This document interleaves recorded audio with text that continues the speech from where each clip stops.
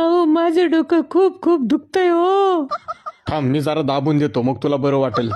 अहो डोकं दाबायचं सोडून चाटत काय बसलेत. ए बाबा बघ ना कुठं मेडिकल नाही तर दवाखाना दिसतोय का? इथं माझ्या बायकोचा जीव जायला लागलाय डोकेदुखीनी. अहो साहेब इथं हायवेला कुठनं आलंय मेडिकल आणि दवाखाना? पुढं गाव लागल्यावर भेटेल. देवा आता मी काय करू. साहेब मॅडमचं डोकं दुखण्यामागं तुम्हीच कारणीभूत आहेत बरं का. नको एवढे लाड करून ठेवताय. काय बोललास? सकाळी प्रवासाला आपण निघालो नाही तेच लगेच मॅडम म्हणली भूक लागली. हा मिसळ पावसाठी नाश्त्याला गाडी उभी केली. मॅडमनी अख्खी पावाची लादी बसवली. पुढं आलो नाही त्या अर्ध्या तासाने वडापावन भजी खाल्ली. टोल नाका पास केल्यावर एक्स्ट्रा चीज पिझ्झा आणि बर्गर खाल्ला. बका बका सारखं तोंड चालूच.